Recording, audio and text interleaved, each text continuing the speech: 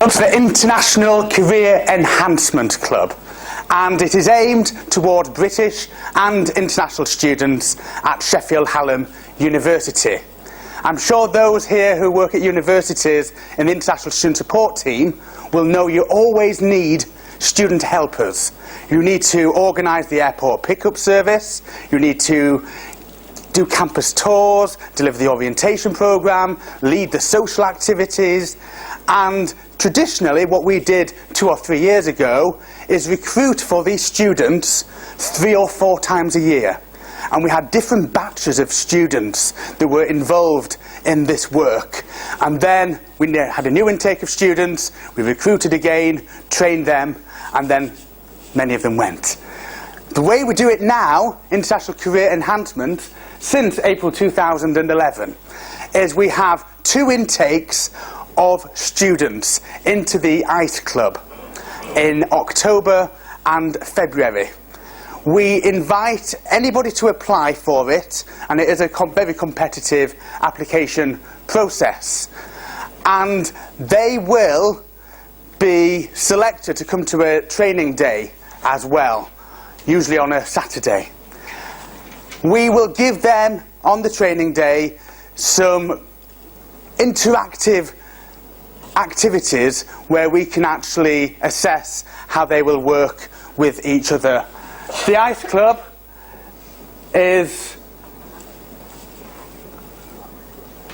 we've had over 100 students involved in it since April 2011. So we have very regular training sessions where we will invite our students along, and they will work together to improve their communication skills, their intercultural skills, problem-solving skills as well. We also invite in employers to come and talk to the ICE Club, and these events as well are also open to all students at the university. So last week we had the Head of Customer Services at HSBC talking to our ICE Club about delivering effective customer services, about dealing with angry customers. We have these regular training events as well, which our ICE Club members are very strongly encouraged to attend, and as a result of that we hope they will improve their skills. Really the key to the ICE Club is we see them on a regular basis, where in previous years we would do 1 training session and never see them again perhaps until we offered them some work.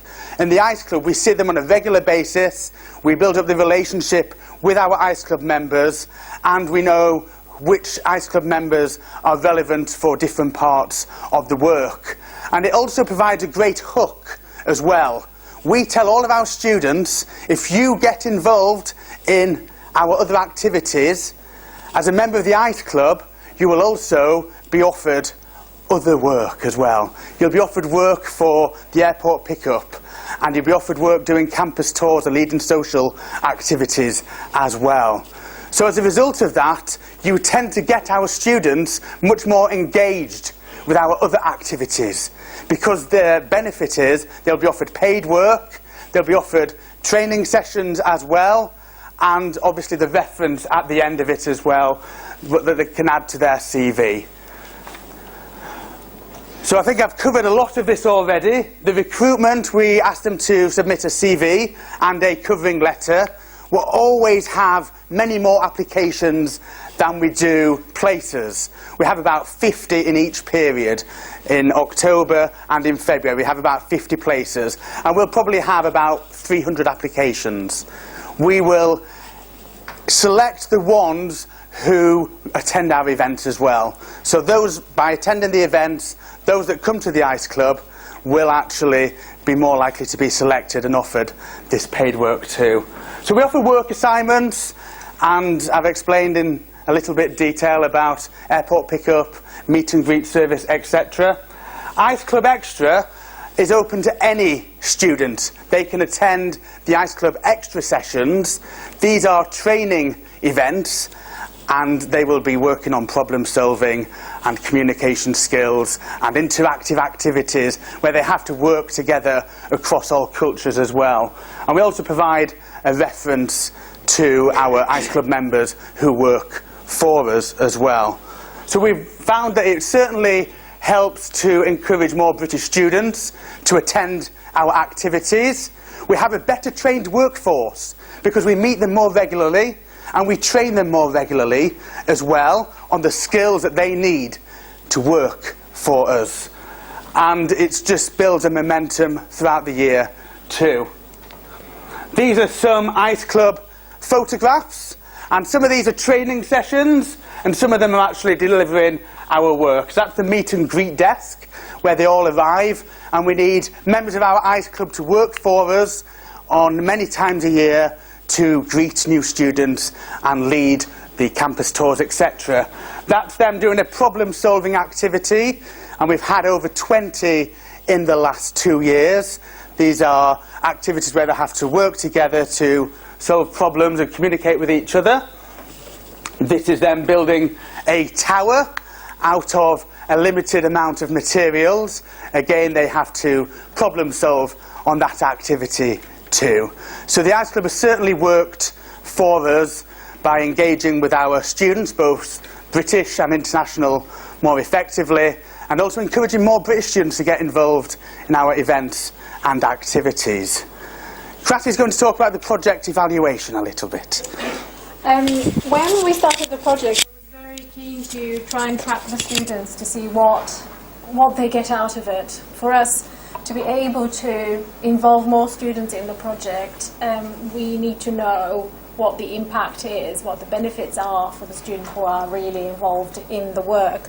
So we've devised this longitudinal approach to the evaluation. What we do in every intake that we have in the spring, in April, we ask the students to rate a number of skills they have, to rate them at that particular moment, and then 3 months later in July we ask them to fill in the questionnaire again, rating the same skills. And these are the skills we ask them to rate. So communication, presentation, public speaking, organisational skills. These are the skills they have a chance to practice or to learn more about while they're undertaking assignments as part of the ICE Club. So we wanted to see in this very narrow window of 3 months, which in effect for the spring intake they do get many assignments because of our summer school intake. We wanted to see how being part of the ICE Club will actually impact on these skills. And this is what we found out. This is the impact on skills from the April 2011 and 2012 intake. And you can see that there is a notable improvement, not that great, but there is an improvement of what's happened to these skills. Or if not in the skills themselves, it's the students' appreciation and how they rate themselves and their confidence in their skills. We also do feedback sessions with students and ask them to tell us how they feel about being part of the club. And this is a British student and what he said about it. So far, the students have been really very engaged in the activities, both paid assignments and completely voluntary participatory activities that we've had. And they've been very positive about their experience and how it has developed their confidence. And this is an Indian student.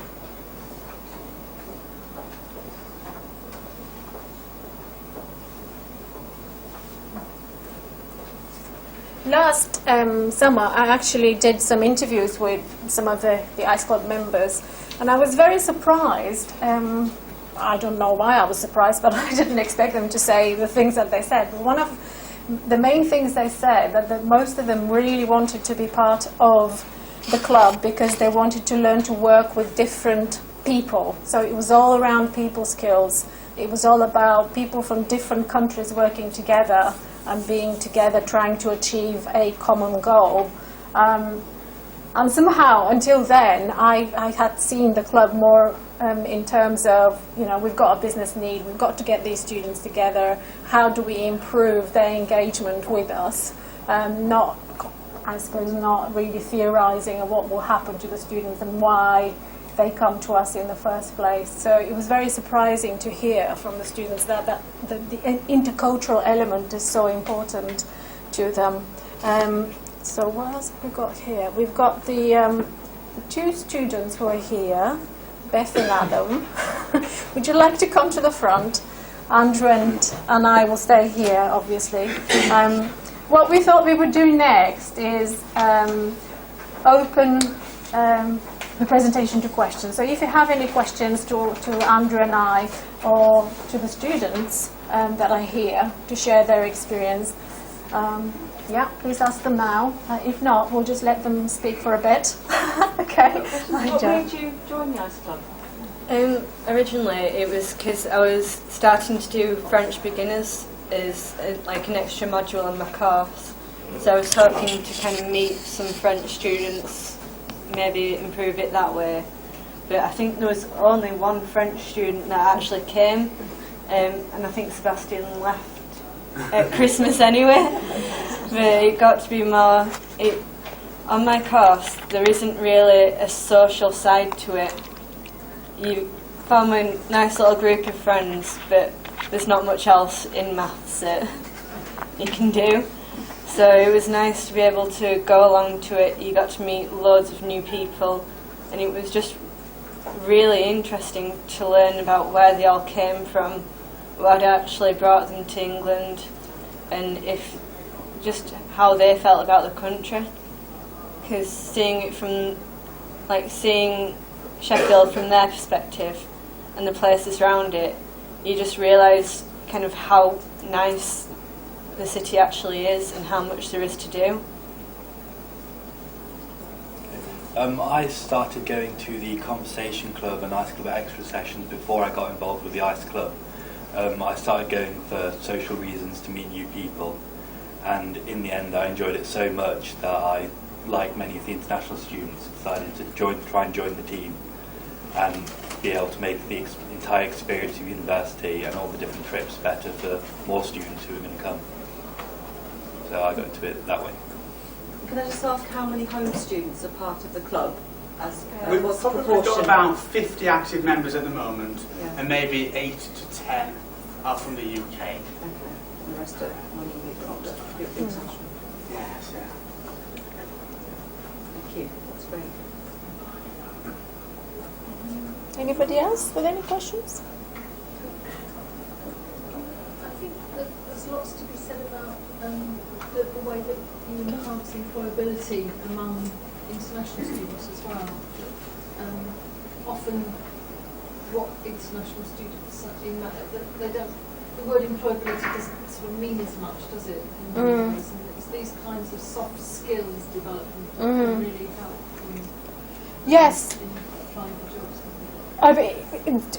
The International Career Enhancement Club came into being because of the huge disappointment that international students experienced when the post-study work scheme was closed.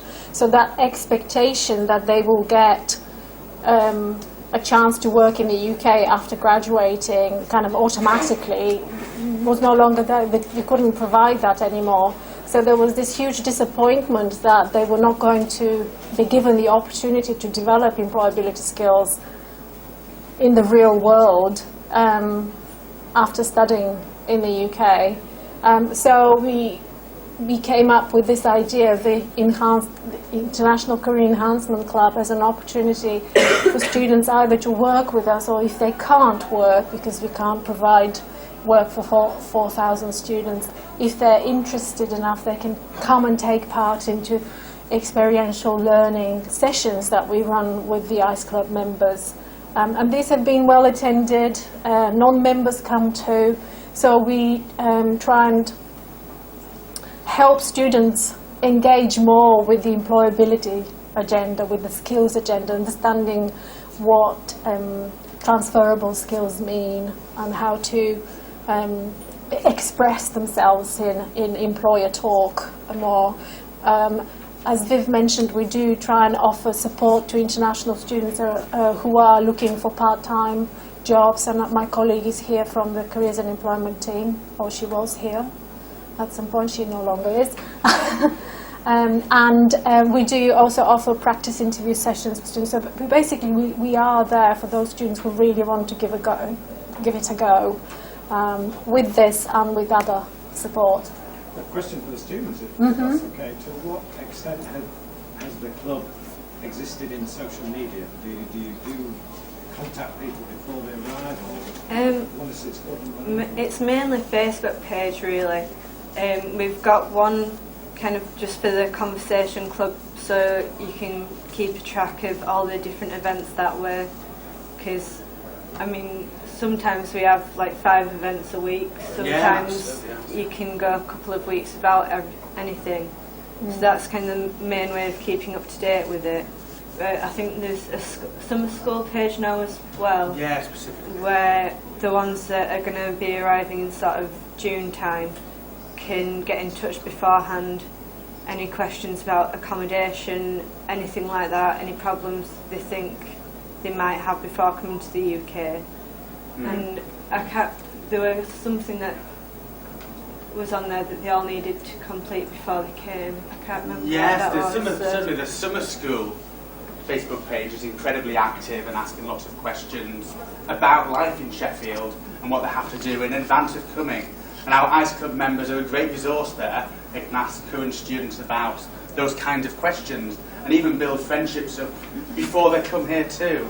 So we do use it. And then they get a kind of idea of what social activities they're going to be over the summer. Because there's like 2 main nights this time who are run by La Fiesta that a lot of them like to get involved in. Because I think the first one's a James Bond night. So, and talking to them, they all love kind of nights out where there's kind of activities to do. The Chinese students are always asking where the karaoke bars are. Other students are like, how are these clubs so popular when you're only going to listen to music and dance? So especially the James Bond night, they're on about roulette wheels and all that sort of thing, where it's just a chance for them to come, get involved and start talking to people that way. Yes, yeah. I'm sure. Have you learned lots about different cultures as part of the Yeah, ICE Club? it was really strange because I've talked to students from all over the place, and you kind of learn what difficulties there are in their culture. Because especially talking to the Chinese students, that most of them get pushed so hard all the way through their education system, and then you can complain as much as you like about how much work you had to do for GCSEs, but then when you look about how much they had to do, it's so shocking because they've just all done so much more. And I mean, English, they're amazing with foreign languages. I mean, especially the Malaysians, some of them, their English is just about perfect, and it's just the colloquial terms that they're not too sure of. And it's just really interesting to see, because even looking on Google Maps and seeing their hometown, some of the places that they come from are just so beautiful and not what you'd expect from that country as well. Mm-hmm. How did you hear about the Conversation Club initially? I went to the Societies Fair and just heard about it through there. Yeah, and you told me about it. So I think a lot of people that come, it's word of mouth. Especially British students. Yeah. How well known do you think it is among the home students? Among home students, I don't think it's as well known because a lot of the international students, in the orientation days, it gets pointed out to them straight away. On the campus tours, we talk about the Conversation Club, and there's always that kind of, there's Andrew in the international student support crew to go and see if you have any problems, and then they start to come from that. But home students, it's one of the, if you're studying a language, then you kind of know about it a bit more, because it's a social place to go and try and practice a new language. But I don't think among home students it's as well known at all, because you don't get that constant reminder of it actually being there. It's only if you have friends that started attending at the start of the year, really. I'm just going to add to that by virtue of what we are, the International Student Support Team, we get permission to email international students directly because we publish a bulletin. We can't do that with British students. So that's why it's a lot more difficult to promote our activities to British students. But this year we're going to pilot a joint orientation program. We've got a group from Sheffield Business School, so the international orientation will become a student orientation. So pilot this year, if it works, maybe we'll offer it to all British students as well, invite them to come to campus 3 days earlier so they can learn more about what's on offer from a variety of different teams, not just the International Student Support Team. I found that a lot more home students knew about it after we'd done Shoefest as well, because there were lots of different events popping up all around campus, people putting like dance groups. We had a salsa group and I think an African drumming group. So that when it was kind of in their faces, I think that kind of, if they already knew, reminded them that the Conversation Club was there, and if they didn't, they found out that way. A lot of English students who hear about the Conversation Club also are really interested in it. Most people I've talked to have always wanted to come along to the sessions as well, just from being told about it mouth to mouth. So it's not just the emails just reminding them, it's people just talking about it positively. We'll get lots of people coming. I want to ask you a question, actually, if there aren't any more questions from the audience. It's about when you decided to join the Conversation Club or ICE Club, was that a part of a bigger plan? Was it something that you want to do later in life, that you thought it will be good if I learn more about China and India, or was it something purely social? I think it was purely social, but then it has helped because I want to be a teacher, and now there are a lot of international students coming through where you just develop that understanding of how to talk to them and how to explain certain things in a way that they can actually understand. So I think it has helped a lot with that. Yeah, again, I started merely for social reasons, but since then I've been able to go to these events on my CV, and throughout the year I've been looking for part-time jobs to go with my course. Since putting it on my CV 2 weeks ago when I actually got the job, I've had two interviews, and I've got another one later in the week. So just having the fact that you've worked with international students and been to events like this really makes a difference on your CV. So if more people knew that, I think it would definitely be a good thing. Can you tell them because they don't listen to it? I think as soon as you've kind of got home students going to it, they're much more likely to listen. I know, because sometimes the things your lecturers say that would be really good, you just think to yourself, it might be good, but it sounds really boring. If you've kind of got the students coming out and saying, oh, it's really fun, I think they're much more likely to actually listen and not just dismiss it as what a lecturer's told you to do. Yeah, I think as well, like they said, the Conversation Club grows exponentially every year. I think it will just be those, to get your students to listen, you just need to get the first few to do it, and then the ball will start rolling there. So it's just that hard bit of getting someone to listen to start with, and then it should be fine.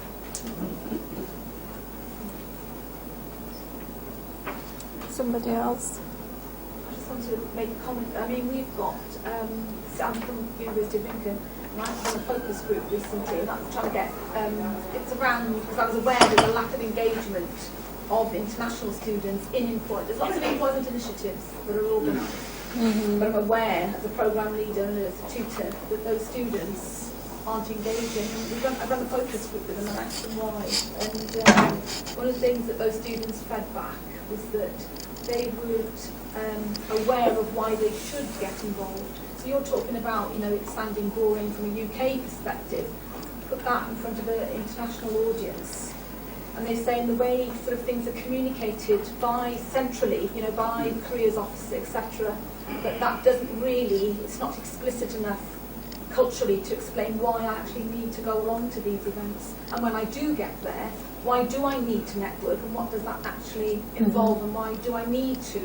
There's that sort of side. I just wonder whether I've come across any of those issues. We certainly very often have to help colleagues who want to promote things, offers to international students. We have to almost like not translate them for them, but use our means of communication. We communicate with international students regularly. We have a fortnightly bulletin we send out. Andrew is very visible on Facebook, so we've got a Facebook page that we use, and we do post a lot. So we have a more direct way of talking to international students. But we suffer from the same, I have to say. Of the 4,000 students we are talking to, we probably have 1,000 listening. All the others, we're just noise. And they are so focused on their academic work that they will not come out really to join in any of the activities that we run. We, to some extent, we have the same problem, but I suppose our advantage is that we have a core of, say, the said 1,000 students who are very involved. So you do keep the work going, and we try to engage more and more students. But I keep saying all the things that we do are for all students. My team is the International Student Support team, but actually all these intercultural interaction and social integration work, we offer them to all students. The pain is we can't really communicate that well with UK students. We haven't got a direct way of telling them about what we're doing, so we rely on Beth and Adam and the rest like them to carry the message for us. But I have to say, and this has been the third year of the International Career Enhancement Club, what I see in students, it's transformative. It is transformative. They become so much more confident in their skills, in their language skills in particular, in their people interaction skills. We're just about to see what happens when they leave and go back home. But the point is, this is just a minor intervention by a team in the university. If you could imagine if everybody is on board with similar projects and activities which develop intercultural skills and the so-called soft skills, the effect will be significant. Yeah. Can I ask what sort of you do in terms of the early stages of developing your club? Can you give us a flavour of the kind of activities and training that you do? Yeah, actually I forgot to mention, Gudrun will mention the intercultural skills for employability. We have a toolkit which we develop, and you've got it on your programme. So there's the link at the back here. The ICE Club is listed there, and you could see the templates of all the whole project is very well described. If you wanted to just read in more detail about the training that we offer, it's there. So you can just download the whole handbook and the training, the plan for the day. We recruit them, students are applying, and they need to send us an expression of interest, why they want to be part of the club.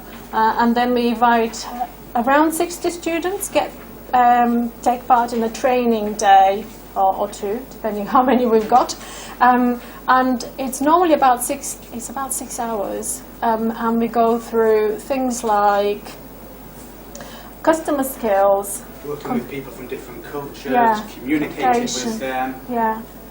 their presentation skills, leadership skills. Yeah, and we use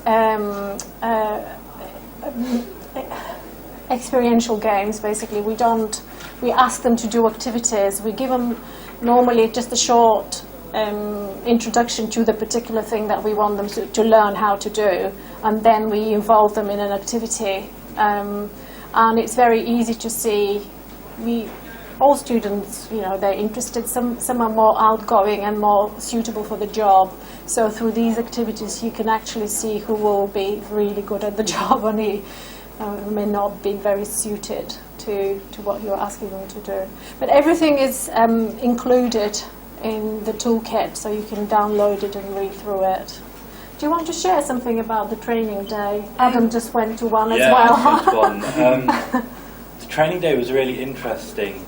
Rather than it being a strict thing where this is what we're doing, this is how you should do it, show us that you can do it like this, we were more encouraged to get there at our own pace by doing different skill-based activities as a group. So no one was getting left out, but then no one was being overlooked in the group, because it was made sure that everyone in the group played a vital role. We did things like I said, leadership, presentation skills, dealing with customers, service satisfaction, all different things. But the main thing from everyone took away from the training day was everyone felt a lot happier with themselves, and everyone felt that they had done a good job.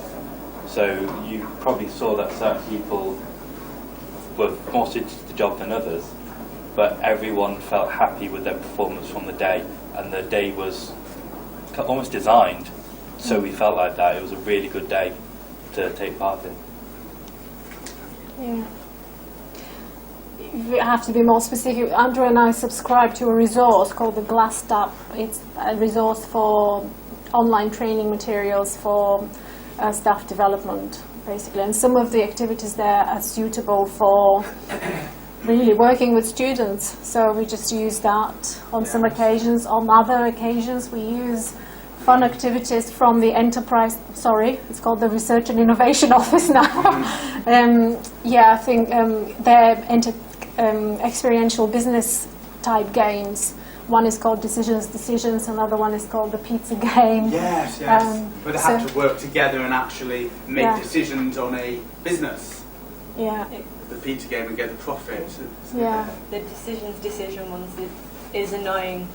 It's really annoying because it's this tour company that you can running, and what happens is that you've got a guy taking a group of, I think it was 14 Japanese tourists that were part of a company over to this one of these adventure holidays, and the first question was, 2 people haven't turned up for the bus yet.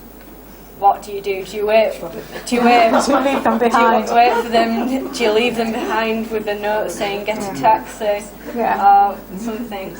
And kind of all the way through, you're thinking to yourself, I could make a better decision than that, but out of the ones I've got. And then you make a decision, and then something else goes wrong from the decision you've made, and you get people where they haven't booked enough rooms out, so it's do you put them in a tent in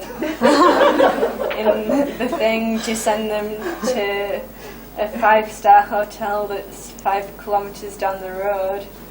Do you... I think there was one where you put them in the storage closet. And then the other one, do you make them sleep on the floor in other people's rooms? But those are absolutely the kind of transferable skills that our students working for us or working in the real world after graduation will need to have. They'll have to work together as a team, make effective decisions as a team as well, and communicate with each other, and maybe come to compromises. So doing that kind of fun activity has a serious meaning, and we always try and stress especially the accommodation at the end, don't we? It's kind of like an exaggerated thing on the decisions game, but accommodation is one of those problems that you do get so much trouble with for work. Because you get international students coming over that just haven't sorted out accommodation yet. So we put them on the floor, don't we? There's ones, we've got a temporary accommodation place, but then they have no idea how to go about applying for other accommodation once they get here. So it's all that kind of trying to sort it out, where they're going to stay that night, getting in touch with them to then rearrange for them to get somewhere permanent, whether it's a house with other students. Yeah, that's okay. Yeah. So I was just trying to work out also how you fit into your overall sort of student employees side of things. Because does the ICE Club get offered or guaranteed certain amount of work assignments? So you mentioned things like airport pickup and not really guaranteed it. Because are there other ways that if students wanted to be orientation assistants or whatever you want to call them, or help on those schemes, they can come in through other routes? Yeah. Is this just I'll a particular route? I'm just trying to understand where it fits within everything, because obviously you're building quite a sort of close-knit team of people, but who then might have to interact with other individuals who've not been through this group experience. What we have, Andrew and I have a very clear idea of how many hours we need somebody to work, and what we say, we do know that if we just decide to spread the hours evenly and say we're going to select 10 people and they'll do all the work, it doesn't happen that way, because students get different priorities at different times of the year. So in order to kind of meet the business need, not to waste too much of our time, we decided to create it more like, it's not necessarily a pool, but it is. Yeah, but what we do is we recruit these people, say 60 people every year. There's no guarantee of work, but they have to be trained. If they hope to get work, they have to be trained. If they haven't got the training by the team, they can't really get any work from us. And from then on, when we organise the welcoming activities or the social integration activities, when we have work going, the information gets sent around to all the 60 people, and they tell us when they're available and they get scheduled to work. This is the way it happens at the moment. And effectively, the work that we can provide from the international student support side, only those 60 people effectively get some of it. But we do recruit twice a year, so if anybody wants to get on that list and get a little bit of work, they can do that. Yeah. One of the great advantages of ICE Club that I've seen in 3 years is that ICE Club, that pool that we have. I always say to them, the more you get involved in our other activities, the more you come to Conversation Club and Cook Along and our other social activities, the more likely you are to be offered that paid work. And that gets their engagement. That sort of like is a hook to get them engaged in our activities, spread the word, bring their friends along as well, and it just enables them to, if they've got an interest and enthusiasm for our activities, then they're more likely to be offered the work as well. But the reality really is that if they are more involved with the social side of things, they are more likely to want to work, because what happens is these students come in, they've got lots of opportunities. If they're, they can go and find work somewhere else.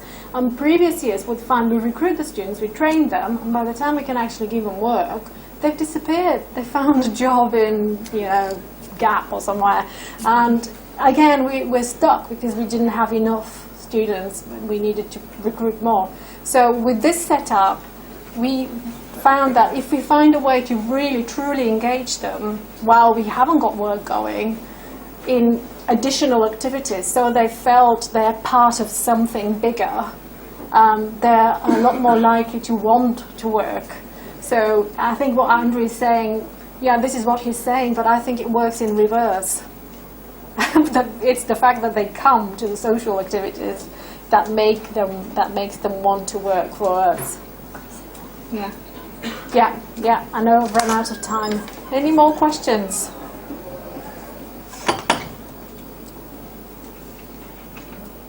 Yeah? Vic, do you want to add anything? Yeah. Okay, well, thank you very much for listening.